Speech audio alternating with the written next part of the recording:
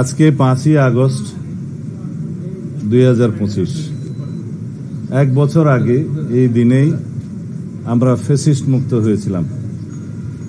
হাজারো ছাত্র জনতার রক্তের বিনিময়ে অর্জিত হয়েছিল বাংলাদেশের এই ফ্যাসিস্ট মুক্ত বাংলাদেশ। বিগত 16 বছরের অবিরাম সংগ্রাম এবং যারা রক্তদান করেছেন বাংলাদেশের মানুষের অধিকার আদায়ের জন্য, তাদের সকলের প্রতি শ্রদ্ধা জ্ঞাপন করি, বিনম্র শ্রদ্ধা জ্ঞাপন করি। বিগত 2024-এর জুলাই আগস্টের ছাত্রগণ অভ্যুত্থানে যারা শহীদ হয়েছেন, আহত হয়েছেন, দিনে আমাদের বিশাল অর্জন। আমরা দীর্ঘ 1 বছর যাবৎ বাংলাদেশের মানুষের কল্যাণে, বাংলাদেশের রাষ্ট্র ব্যবস্থার সংস্কারের জন্য আমরা অনবরত সংস্কার কমিশনগুলোর সাথে আলাপ আলোচনার মধ্য দিয়ে বাংলাদেশের জন্য প্রয়োজনীয় যে সংস্কার, রাষ্ট্র কাঠামোর সংস্কার, গণতান্ত্রিক সংস্কার, সংবিধানের গণতান্ত্রিক সংস্কার, তার একটা পর্যায়ে জাতীয় ঐক্যমত্যে উপনীত হয়েছি। সেটা আশা করি খুব শিগগিরই ঐক্যমতের ভিত্তিতে যথাযথ প্রক্রিয়া স্বাক্ষরিত হবে এবং আশা করি সেটা বাস্তবায়ন প্রক্রিয়া নিয়েও যদি আলাপ আলোচনা হয় সেখানেও আমরা অংশগ্রহণ করব।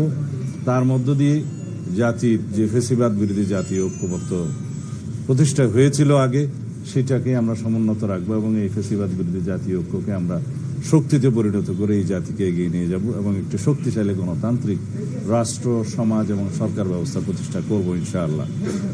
আজকে মাননীয় প্রধান উপদেষ্টা 2টি গুরুত্বপূর্ণ ঘোষণা দিয়েছেন। একটি জুলাই ঘোষণাপত্র, আর একটি জাতির উদ্দেশ্যে ভাষণের মধ্য দিয়ে তিনি নির্বাচনের ঘোষণা দিয়েছেন।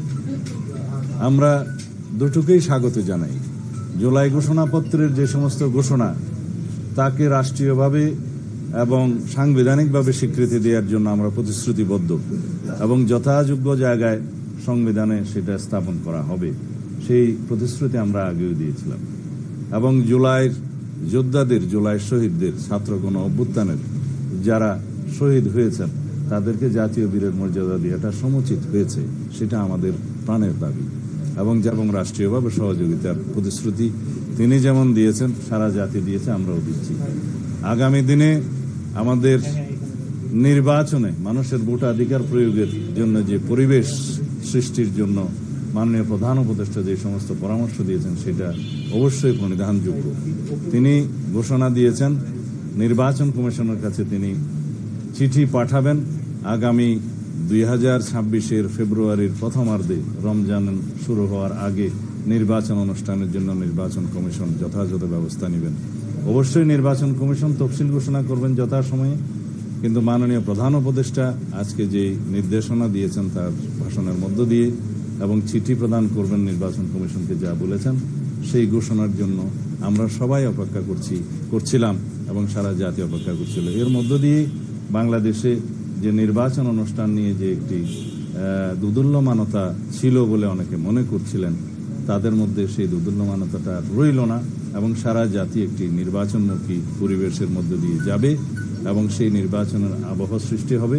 আগামী দিনের নির্বাচন ইনশাআল্লাহ সুষ্ঠু, নিরপেক্ষ, অবাধ এবং বিশ্বের মধ্যে সবচেয়ে প্রশংসিত একটি নির্বাচন অনুষ্ঠান হবে বলে আমরা আশা করি এবং সেই লক্ষ্যে সমগ্র জাতিকে এবং সমস্ত জনগণকে প্রস্তুতি নেওয়ার জন্য আমরা আমাদের পক্ষ থেকে আহ্বান জানাচ্ছি। ধন্যবাদ।